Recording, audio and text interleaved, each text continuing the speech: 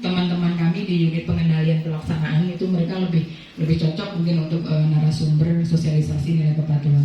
Tapi bisa sedikit saya sampaikan bahwa nilai kepatuhan yang tidak baik atau kurang baik itu masih bisa diperbaiki, masih bisa ditoleransi gitu ya. Itu dengan memperbaiki apa yang menjadi nilainya kurang baik. Jadi contohnya, misalkan Bapak Ibu tidak menyampaikan LKPM triwulan 1 dan triwulan 2 2024 gitu ya. Kemudian mendapatkan sanksi pastinya.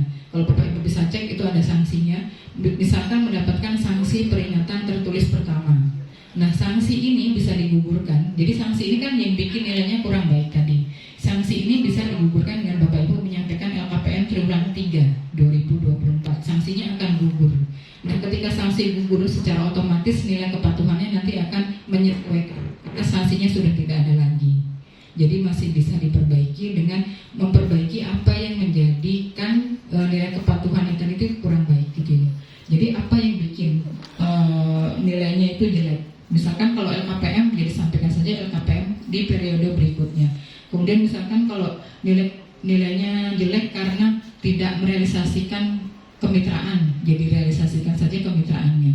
Nanti sistem akan secara otomatis menilai kembali ketika Bapak Ibu sudah memenuhi kewajiban-kewajiban yang tadi tidak disampaikan di OSS. Itu sudah secara otomatis. Nilai ini pun sudah secara otomatis diberikan oleh OSS. Jadi ketika pernah mendapatkan sanksi, pasti nilainya otomatis akan menjadi kurang baik atau tidak baik.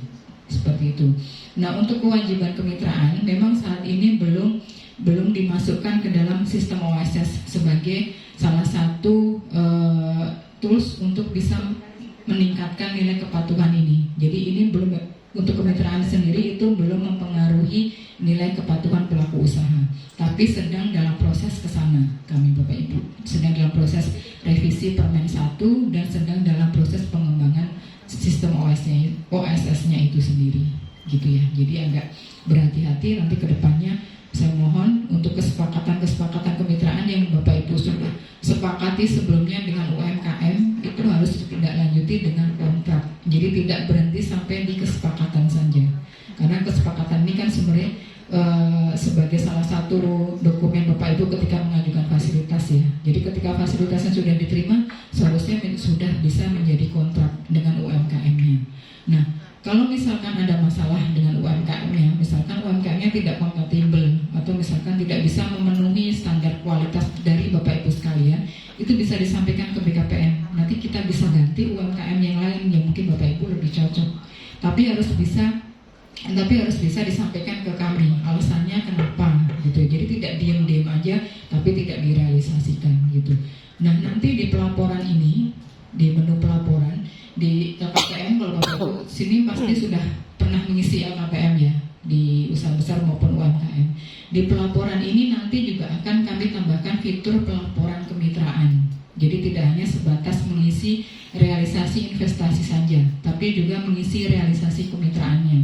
Yang dulunya kesepakatan dengan UMKMA itu nanti akan dituangkan di pelaporan LKPM ini. Realisasinya bagaimana? Sudah terrealisasi atau belum? Realisasinya sama dengan sebelumnya enggak? Yang besaran kemitraan, misalkan di kesepakatan kemitraannya ngisinya 1 miliar untuk pekerjaan catering gitu misalkan dengan UMKMA. Kemudian nanti realisasinya bagaimana? Apakah tetap 1 miliar dengan UMKMA atau tidak terrealisasi? Kalau tidak terrealisasi, kenapa alasannya? Itu nanti ada di pelaporan LKPM ini. Mungkin bisa diklik ya Mbak.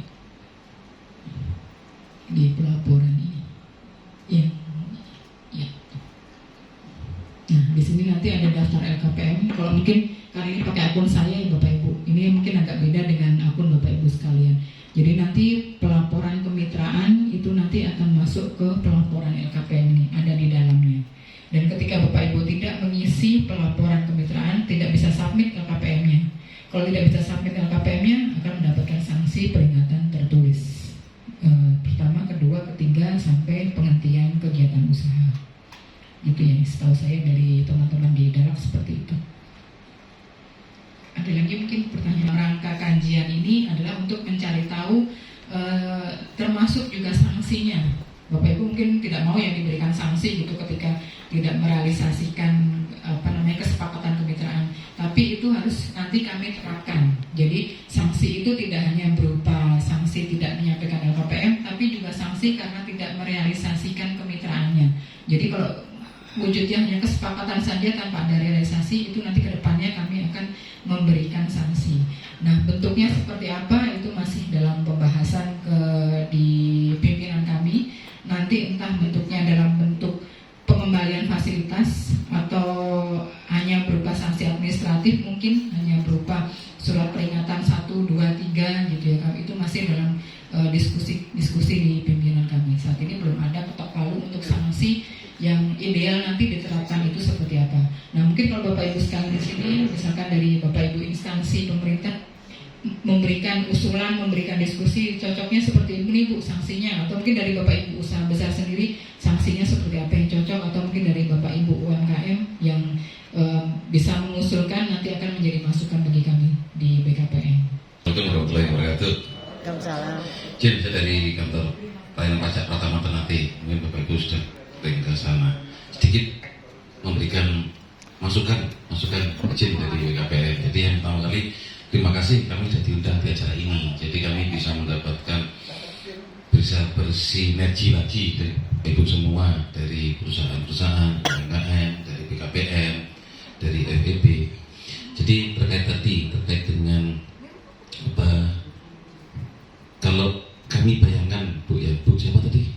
Bu Esti. Bu Esti. Jadi kita nanti bersinergi Bapak Ibu dari usaha besar, UMKM, kemudian BKPM, dari kantor pajak.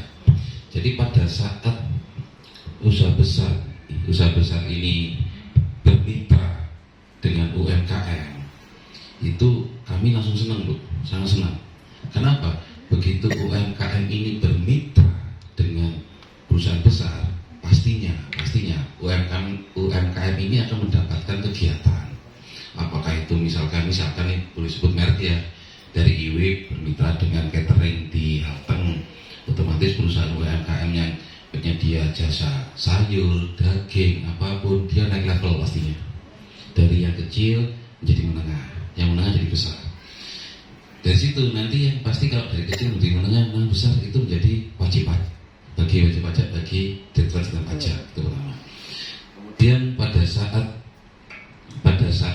sudah menjadi wajib pajak kami pasti akan melakukan kunjungan ke wajib pajak yang tadi mitranya IWIB misalkan. Jadi kami akan melakukan edukasi ke wajib pajak tersebut, edukasi pendampingan terkait perpajakannya, dengan kewajiban-kewajiban perpajakannya, dan kami akan melakukan memastikan eksistensi wajib pajak tadi. Jadi konteks adalah pengawasan wajib pajak.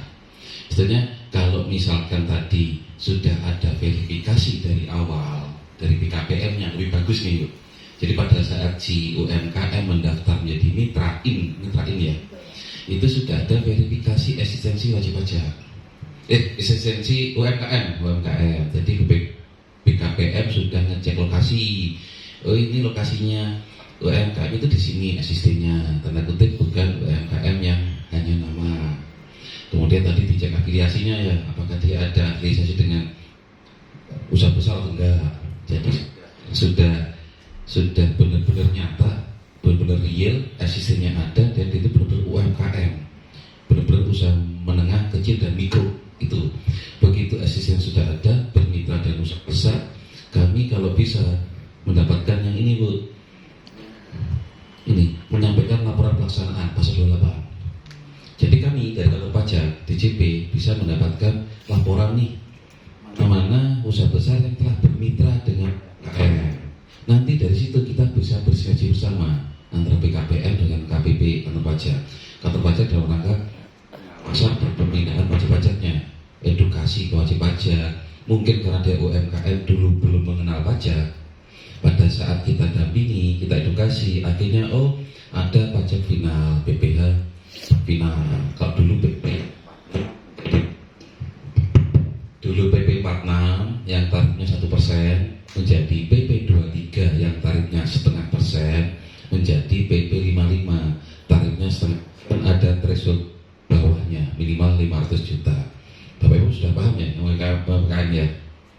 Dan mungkin karena belum, mungkin dengan kita bersinergi nih dari BKPM yang yang UMKM yang sudah bermitra dengan usaha besar, kami mendapatkan laporannya, nanti kita bisa kunjungan bersama ke lokasi mitra tadi, UMKM tadi, sambil kami mengedukasi perpajakannya, memastikan eksistensi BP-nya ada, eksistensi UMKM-nya ada. Akhirnya kegiatan monet dari KPM jalan, kegiatan pengawasan dari kantor pajak, itu sih ucap kami Bu. Jadi harapannya kami itu kalau berdoa ke Bapak Ibu, kami doakan yang besar makin besar, yang kecil juga makin besar. Kami doakan gitu, karena begitu Bapak Ibu makin besar, jangan lupakan kami. Pajaknya maksudnya Bapak Ibu, gitu sih. Jadi kami selalu support. Kami juga ada kegiatan bisnis development system. Jadi services, jadi ada BDS, ada rumah umi juga. Wujud kepedulian kami dari DJP dan Kemenkeu pembinaan UMKM. Begitu nanti ada yang ini, jadi kami juga sangat support, sangat dukung bila nanti BKPM sinergi dengan Direktorat Jenderal Pajak. Tapi kalau DJP kan nanti kontraknya dengan atas Bu ya, pelaksana di bawah sih. Tapi intinya, yuk kita sama-sama meningkatkan levelnya UMKM menjadi yang besar lagi, dan nanti begitu sudah besar, nanti otomatis penerimaan pajak juga akan naik. Yang penting kita bisa bersinergi. Itu sih dari kami kurang lebihnya. Mohon maaf, terima kasih. Assalamualaikum warahmatullahi wabarakatuh. Nanti Bapak Ibu ya. Jadi Bapak Ibu UMKM kita doakan, kita aminkan menjadi usaha yang besar, tapi jangan lupa juga dibayar pajaknya. Gitu ya Pak ya. Kurang lebih. Baik, nanti mungkin dari Bapak BPJS bisa menyampaikan juga ya Pak ya. Kira-kira apa sinergi yang dibutuhkan gitu dari BKPM untuk bekerja sama dengan BPJS Ketenagakerjaan. Kebetulan Pak, memang kami di Gatsu, di kantor kami di Jakarta Selatan itu bersebelahan sekali Pak dengan kantor pusat pajak. Jadi insya Allah nanti ini akan kami sampaikan, kami laporkan ke pimpinan untuk kami juga nanti selanjutnya bisa bersinergi juga dengan kantor pajak, terutama dengan di pusat ya Pak ya. Itu sudah kami sampaikan nanti. Mungkin Bapak Ibu ada yang lain yang bisa memberi. Saya mau menyampaikan bahwa nama saya Direktur.